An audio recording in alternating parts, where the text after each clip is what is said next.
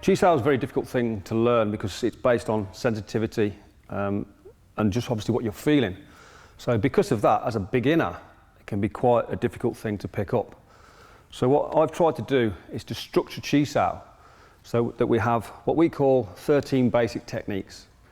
That allows you to practice different elements of Chi Sao in a very set position. But also, alongside that, I've developed a thing called pull, push, pass. Now, pull, push, pass is a way of understanding what you can do in a situation, because one of the things that I'm told quite regularly with students that are learning Chi Sao is they get stuck in one position. So they may flow through a few techniques and they'll always come back to the same position and then think, well, what can I do from here? What can I do from here?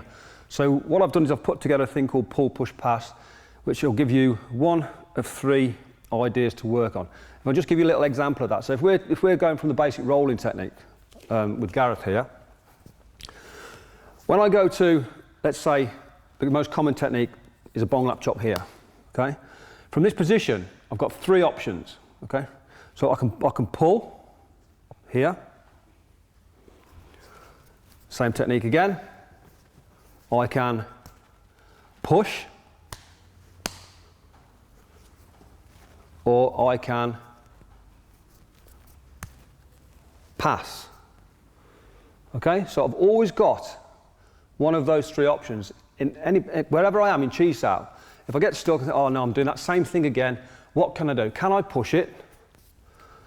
Or can I pull it? Can I pass it? Okay, in this position I can't pass, there's nowhere for me to pass. Okay, so I'm always looking at something. If I've got nothing, I can go, can I pull, can I push, can I pass? So that's the idea behind that.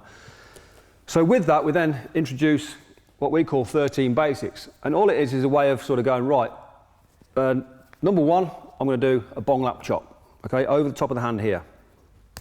Now from this position now, I can say, right, I've got a lap sao, I have a pak sao, and I have a passive motion, okay? This technique can change, so I'll just call it passive motion. So that gives me a start. So from here I can practice lap sao, I can practice pak,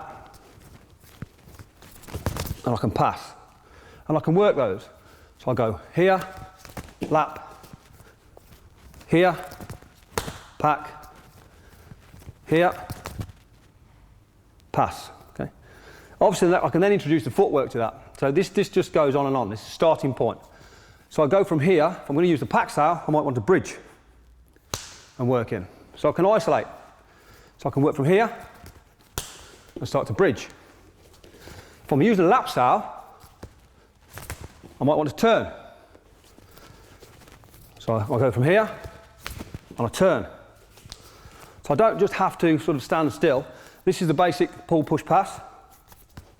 Here, and then from here, I can then start to introduce footwork, which allows me to do more advanced techniques.